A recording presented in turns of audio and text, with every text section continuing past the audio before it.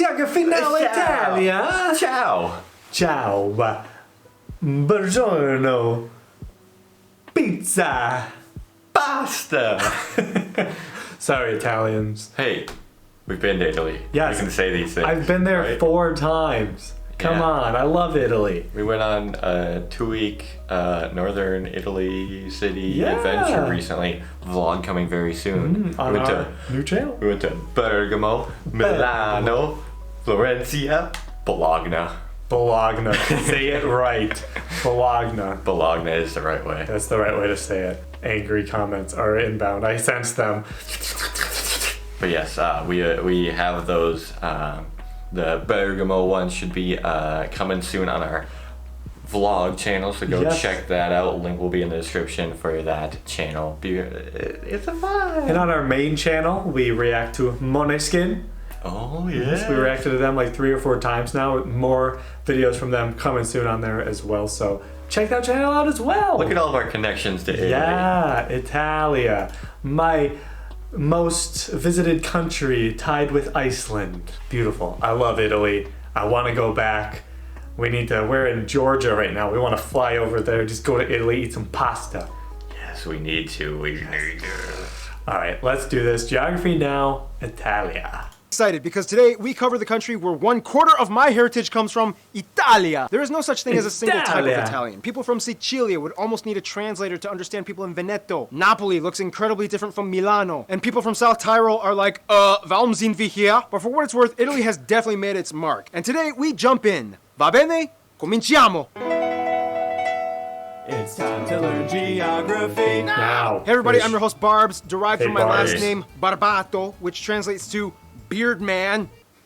I'm serious. Hey, got a laugh all tiny you little want, but beard. that just means A I little might be bit. related to Scipio Africanus Barbatus, the guy who defeated Hannibal in, I think, the Second Punic War. So, ha! I got victory in my blood! Nah, I'm probably related to some ancient guy that sold barley or something. Barley that was eaten by Scipio Africanus Barbatus, who defeated Hannibal. So yes, I still got it. I basically defeated Hannibal. But where was Hannibal defeated? Hey, That's fine.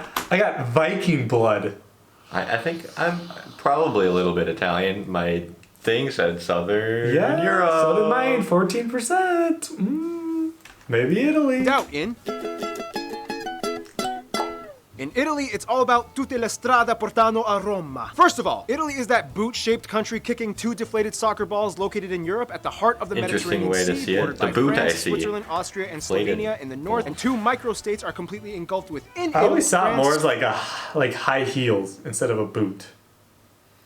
I honestly, it's weird because I never even saw it as a boot. I kind of just saw it as Italy. I don't know, like, it kind of looks more like a crab claw to me. Kind of looks like a electric eel with a beard. Oh, it does. It's got like a little you'd see like the drug dealer in a movie or the guy that smokes pot have his like twisted little Yeah. beard thing. That's the new way to call Italy. Switzerland, Austria, and Slovenia in the north, and 2 microstates are completely engulfed within Italy, the Vatican City and San Marino, which is like the easiest country to sneak into. Like seriously, there's a Japanese restaurant and a sports store next to the entrance with no guards. With 2, Oh. this makes Italy the country with the most other countries enclaved inside of it. South Africa was so close with Swaziland, but then Mozambique had to exist. Oh, and there was that time Reggio tried to secede from Italy back in the 70s, which almost made it 3, but that's a whole other story. Just look it up. The country is divided into 20 regions with the capital Rome. 5 of the regions have special autonomous status: Sardinia, Sicily, Trentino Alto or Sud Tirol, otherwise known as South Tyrol, the Aosta Valley, and Friuli Venezia Giulia. The country's largest cities are, of course, the capital Rome, then Milano and Napoli, with the busiest airports being Rome Leonardo da Vinci Fiumicino, Milan Malpensa, and Bergamo Caravaggio international airports. And it's Bergamo's number 3? Yeah, apparently. Bergamo. Yeah, we didn't even know about Bergamo before we went to it. No, yeah, we literally didn't even know it existed. I thought it was just like Milan's second airport, and then we go there and we're like, oh, It's a large city. cool city, and then we were there for some days. In addition to the 2 largest islands, Sicilia and Sardinia, the country owns over 350 islands off its coast. Finally, there's that land dispute with France over the summit of Mont Blanc, Oh, yes. a small little Mont Blanc. 2.5 kilometer long enclave in Switzerland called Campione Ah, d'Italia, yes. which is kind of like a special spot exempt from the EU value-added tax zone. That's an which makes interesting sense because spot. it has Italy's largest casino. Whew, Oh. Italy, you got some complication fanatics going on. It was an interesting spot. I was in Lugano, in Switzerland, and you look over and like the road that goes there, there's just like Italian flag just sitting there on the road, and you're like, oh yeah, that's Italy over there, just that little part surrounded by Switzerland. Those people are Italian. Yeah. But this person's not Italian. This person's Switzerland, a Swiss person. The funny thing is, modern Italy once even tried to take a stab at colonialism in the late 19th and early 20th centuries, with areas stretching from the Balkans, Northern Africa, and the Horn of Africa, including a short kind of occupation of Ethiopia, but it didn't last that long because the Ethiopians fought back relentlessly. And to this day, it's back to the boot with 2 deflated soccer balls. Guys, I'll convert metric for you, but I call it soccer, okay? The Canadians, South Africans, Australians, Kiwis, Japanese, and parts of Ireland and the Philippines and Papua New Guinea all agree with me, okay? Whoa, that many people call it soccer? Wow. I would be surprised by the comments that many people would call it soccer as well. Soccer. Every time we watch a soccer video on this channel, somebody has to be like, actually, it's football? And we say it both ways, too. Yeah. It's not just Americans that call it soccer. Vuoi dire calcio? Okay, good luck with that. Now, this is the part where I typically go down the list of notable sites found in Italy. However, the problem is there are literally too many. I'm not even joking. Italy has more heritage sites than any other country in the world at over 50. We all know about the big guys, so I'm not going to mention most of them. Instead, through my extensive research, here are some obscure, lesser-known, yet equally fascinating spots worthy of noting. The dining table of Bilalante, the Bomarzo Horror Garden, Ai Piapi, a theme park made of rides that require your own kinetic energy to operate, the necropolis of Banditaccia, La Scarzuola Monastery, the free wine fountain of Camino di San Tommaso. Let that just sink in. Free wine. The relics of Jesus' apostle St. Thomas, the geothermal waterfalls of Tuscany, the sunken city of Baia, the cliffside town of Sant'Agata de Goti, the sulfuric fields of Pozzuoli, that fortress built by that crazy guy, Urbania mummies, the Custino sword in the stone, the 9-layer maze of Villa Pisani, the road of 52 tunnels, the pyramid zone of Castello, the 9-layer maze of Villa Pisani, the road of 52... Wonder how many tunnels are in that thing. I don't know. Probably. That's one of the crazy things about Italy, because like you said, there's a lot of places you know about. Literally none. These all look insanely cool. Yeah. None of them I've heard of ever. It's crazy. Italy is just, there's just like, every town is its like own little subculture. It's so crazy. Yeah, I mean, we were in like a small area in northern Italy with like the few ones we went to, and each city was different. Even Milano and Bergamo were completely different from each other. Yeah, and that's just all northern, like pop, pop, pop. It's crazy. And then look at all the landscapes too. Like the drier down south and these massive mountains, the beaches. Italia. 2 tunnels, the pyramid zone of Castello, the Incantado heads carved by a crazy guy. There's a lot of monuments made by crazy people. And of course, way too many castles, fortresses, churches, monasteries, museums, and ancient sites to list, but you get the point. Now let's blast off like a volcano, which Italy has, into the next segment, shall we? Mount Vesuvio. Now, we all know that Italy is insanely beautiful in so many areas. Everybody wants to see it. I mean, even Mr. and Mrs. Information went there on their honeymoon. You're welcome. First of all, Italy's beauty comes at a cost. The country lies just above the convergence of the Eurasian and African plates in the Mediterranean, but also on the Apennine or Apennini thrust fault line that smashes into Western Europe, and that's how the Alps were formed. Basically, the Alps make like a barrier in the north with the Apennine mountains running along the entire length of the country as like a scoopy spine until it technically ends in the island of Sicilia. Because Italy's mountains are volcanic fault formed, it has created some amazing natural formations like the Dolomiti rocks, the steep sides of Lake Garda, the largest lake in Italy, the Umbria valleys, the undulating hills of Tuscany. This also means that Italy is kind of split in half east and west, with a major lush basin locked in the north that receives an abundance of fresh snow-capped water melt, creating rivers like the longest one, the Po River, located in the aptly named Po Valley. This valley extends about 650 kilometers, 400 miles, all the way from the French border to the Adriatic Sea, which ends at a little city you may have heard of called Venezia, or Venice. This also means that Italy is a volcanic country. To this day, there are about 30 volcanoes, 3 known active ones, Etna, Stromboli, and the famous Vesuvius, making it the most densely populated and potentially deadly volcanic region. Yeah,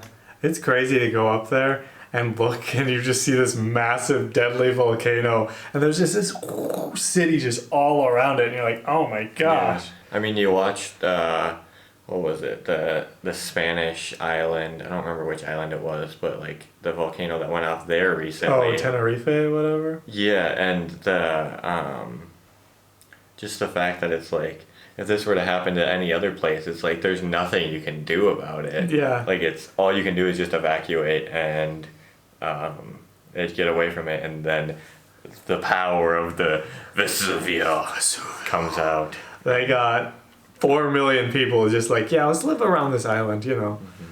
It could blow up any day. Some lush land. Yeah, look at how green it is. In the world. It's like, yeah, I know I could die, but oh man, the pizza here is totally worth it. Speaking of which, about a quarter of the land is arable, allowing them to grow lots of food. I'm sure you are fully aware of the typical Italian dishes. However, each region kind of specializes in a certain cuisine. In the north, you have foods like polenta, gnocchi, white truffles, liguri. Polenta. He actually mentioned polenta. Specializes in a certain cuisine. Guys, in the north, if you have you're- foods like polenta. If you're from the north, I'm sorry. Polenta is nasty. I gotta say, that looks much better than the polenta we had, though. That does look better, even though I don't like tomato sauce. Ours was just, it just had like a tiny bit of cheese in the middle. I don't know if that's like what it's supposed to come as, but as, at least me personally, someone who is like, will usually only not like a food because of like the texture, polenta did not suit that. Polenta was weird.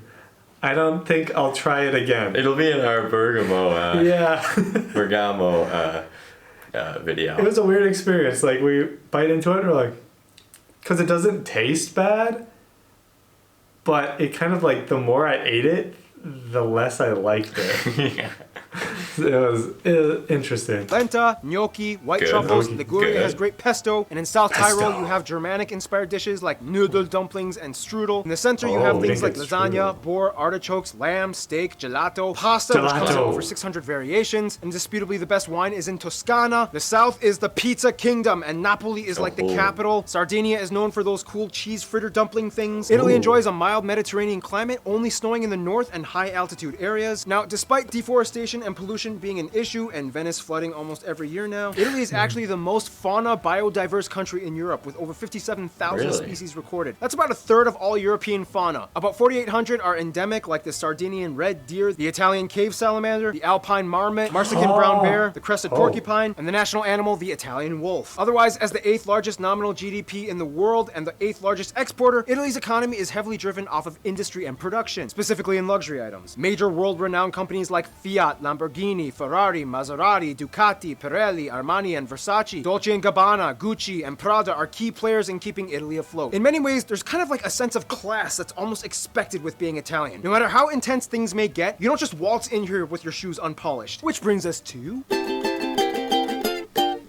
Now, being Italian, we've all heard the stereotypes. Loud, passionate, hand-gesturing, bad driving, temperate, sensitive, clean freaks that never follow the rules. And as offensive as that may sound, it's kind of based off of truth. But with good reasoning. We'll explain in a bit. But first, Italy has about 61 million people in their country, and they are the third most populous country in the EU after the whole Brexit thing, and the 6th in all of Europe. Getting the exact ethnic makeup in Italy is a little difficult because Italy is a lot more diverse than you would think. About 92% of the country identifies as ethnically Italian, although keep in mind that's kind of a broad term considering how many different types and shades of Italian there are, but nonetheless Italian. Whereas about 2% are Romanian, 1% North African, and the rest of the country is made up of a slew of global people groups, everything from Albanian, Eritrean, Chinese, and Ukrainians. They also use the Euro, the Type C plug outlet, and they drive on the right side of the road. Now when it comes to Italy, it basically comes down to two things, north and south. Southerners like to jokingly call northerners polentoni, based off of the polenta that they eat, and likewise northerners like to call southerners terroni, which I actually don't even know where that's based off of. My research kind of ended there. If you know, type it in the comments. Basically, the north is like where all the financial districts and stereotypical uppity preppy people live, whereas the south is kind of like where the rustic tough people live. Plus, you know, the south is kind of like mafia territory. Oh, come on, everybody already knows it. You have the Costa Nostra in Sicilia, Ndrangheta in Calabria, the Camorra in Campania, and the Sacra Corona Unita in Puglia. Don't worry though, if you visit as a tourist, you should be fine. It's not much of a big deal anymore. I mean, unless you start a mob war by yourself, nothing will pretty much happen. Oh. So, It's never say never. I am quite the mobster myself. We should go there with fedoras on and like suits and be like, what's the mobster say? I don't know, something about mobbing. I'm the godfather. It's not just Italian mobsters, it's the New York mobsters Yeah. we'll go as. But, Yeah, dude, they're walking around, they're like, hey, I'm walking here. hey, you looking at me, huh? Hey. No starting mob wars, okay? Got it? Aww. There are so many different dialects and subgroups, like South Tyrol mostly speaks German, kind of. Aosta Valley speaks French, sort of. No, but seriously, the standard Italian language spoken and taught today is based off of the Florentine version of Tuscan Italian, which is kind of like an intermediate between the Gallo-Romance dialects of the north and the Italo-Dalmatian dialects of the south. This all happened because prior to Italian unification, the country was split between multiple kingdoms and states, each with their own semi-Latin based language, which made communication a little bit of a challenge. For example, in standard Italian, you might say di dove sei, but in Sicilian, di unisi, in standard, ciao, come stai, tutto bene? But in Venetian, come vale, tut ben? In standard, forchetta. In Lombard, Peru? This is one of the reasons why Italians attribute the creation of the famous Italian hand gestures. People would travel barely 50 kilometers and find themselves in a hard to understand dialect region. So essentially they had to kind of get their point across fast. There's a saying that Italians have l'arte di arrangiarsi, or the art of arranging, which translates to something like the art of figuring it out on your own. When words fail, hands succeed. There's no specific code, but some generally accepted gestures include things like mi dispiace, sei pazzo, bere vino, bellissimo, delizioso, stai attento, ma cosa dici? Perfecto, and vai la corona. Speaking of societal background, we don't have enough time to explain the entire history of Italy, but in the quickest way I can put it, Etruscans, Romans, Christianity, ridiculous amount of separate kingdoms and feudal states, barbarian invasions, Byzantines, medieval kingdoms, Renaissance, Napoleonic invasions, Sardinia, Piedmont unifies Italy after 3 independence wars, or 4 depending on who you ask, mass emigration to other countries begins, World War I, fascism, World War II, resistance movement, after war, economic boom, 2008 crisis, which brings us here today. Basically, the epicenter of ancient Rome was here, hence the capital being named Rome. Speaking of which, even though the Italian monarchy ended long ago, there are still 2 descendants that still exist today acting as heir apparents. The Catholic Church has played a major role in Italy even to this day. Almost every single town has at least one church. About 88% of the country identifies as Catholic, however, only a third say they are active practitioners on a weekly basis. And one of the reasons why Italy has made such a universal mark is partially because between the late 1800s and early 1900s, Italy experienced a mass emigration in which over the years, around 25 million left. This is considered the largest mass migration of contemporary times. Suddenly you have new communities of Italians all over the world in places like Brazil, Argentina, the US, UK, and France. Oh wow, this video is running long and I didn't even get to talk about the deadly Calcio Florentino Game of Florence or the Santa Maria delle Grazie Snake Festival, Opera Pupi in Sicilia. So many cool things, but we gotta move on. Some notable people either from Italy or of Italian descent might include people like Cicero, Michelangelo, Leonardo da Vinci, Dante Alighieri, Niccolo Machiavelli, Donatello, Caravaggio, Galileo Galilei, Christopher Columbus, Amerigo Vespucci, Marco Polo, Niccolo Paganini, Giuseppe Garibaldi, Luigi Pirandello, Federico Fellini, Luciano Pavarotti, Andrea Bocelli, Umberto Eco, Sofia Loren, Valentino Rossi, Roberto Baggio, Monica Bellucci, Silvio Berlusconi, Enzo Ferrari, Donatello Versace, Giorgio Armani. Mainstream American artists of Italian descent might include so many stars like Frank Sinatra, Robert De Niro, Al Pacino, Sylvester Stallone, Leonardo DiCaprio, Steve Buscemi, Quentin Tarantino, Ariana Grande, Lady Gaga. Even Nicolas Cage has some Italian in him. Again, Wow. Nicolas Cage. I saw it. Not the bees! That was great. I think I saw a Ninja Turtle in there too. Donatello? Yeah. When did we see Raphael? Yeah, it's kind of crazy how many more Italian historical people we know than any of the other geography nows we've done. Yeah, there's a lot more that he didn't mention either. Italy was probably one of the most influential countries on Western culture, so I guess that makes sense. But. Yeah, it's literally our buildings in the U.S. are modeled after Roman architecture, like the Capitol buildings and stuff, the pillars and the, marble. They like marble. Italian people have such a strong and solid history and culture, but what does the rest of the world think of them? And what do they think about their neighbors? Well, that brings us to...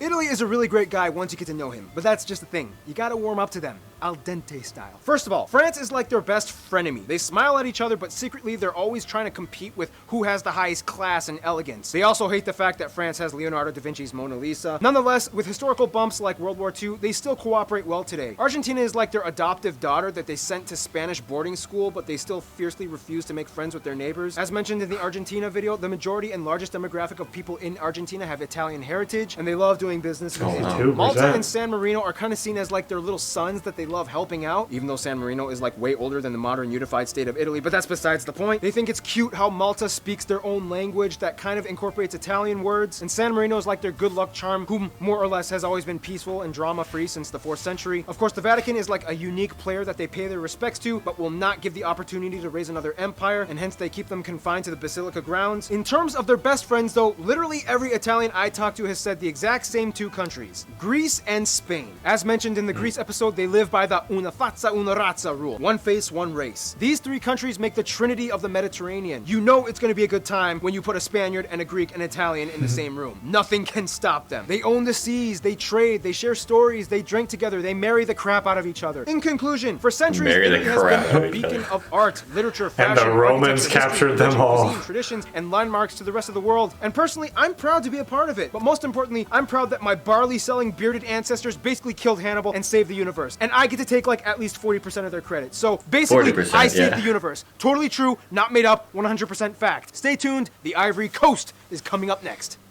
Wow, he saved the universe, and He did. so did we, because maybe we're some Italian a little bit. Yeah, I mean, if we're not Italian, we're probably at one point Roman, or of an area that was Conquered by or Rome? never mind, it is guaranteed.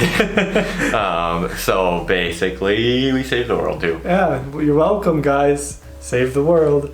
Even though, yeah, Hannibal definitely, if he would have taken Rome, he definitely would have, the whole world would have been destroyed, obviously. Yeah, I think at that time, especially, one person had the power to do that. Yeah. All the, like, stuff going on to, like, Japan, they would have got affected definitely by He would Hannibal. have just sent like a spear across the world or something. He would have sent an elephant that would have went through all of the mountains, and then finally when it got there, it just would have spiked the Emperor of Japan. It's like from... Never mind. We're going on a tangent. I'll stop. Italy, great place, obviously. Learn a little more here. This is one of the ones that we've known the most about. True, I haven't been using enough hand Come gestures on. when I'm speaking. The stuff is just, it's there. Like I said, I've been to Italy 4 times now. I've spent a decent amount of time in the Italian peninsula. I've been from Milano, or the Lake District in Como, down to like Positano, and haven't been to Sicily yet, but I've been pretty down the boot. I've been down the boot. Do you mean And the eel with a little The goatee? eel. I've been down the eel with a goatee. And like Roman history is one of my favorites. I know a lot about Roman history. I've watched tons of documentaries. I took college classes about Roman history and all this stuff. Really, really cool. Love the history. Love Italia. Love the food. Love the people. Love the architecture. Love the nature. Italia. When we were there for 2 weeks, we ate pasta almost every single day. Pasta or pizza every day, baby. It was pasta or pizza every day. We only had pizza like 2 of the days, and it was just pasta. Very good. You couldn't, and now I want pasta. After like we went home and there was no pasta, it was like depressing. You're like, where's my pasta? There's some stuff you can throw in some boiling water. The pasta that we can make is fantastic. Noodles, butter, Parmesan. Yum. Anyways, thanks for watching, everybody. Hopefully you enjoyed. Make sure to check out our travel channel where we're going to be posting our Italy travels on there, so you can see what we did in Italy, what we thought of it, the food we tried, stuff like that. Link down in the description below. And we'll see you in the next one.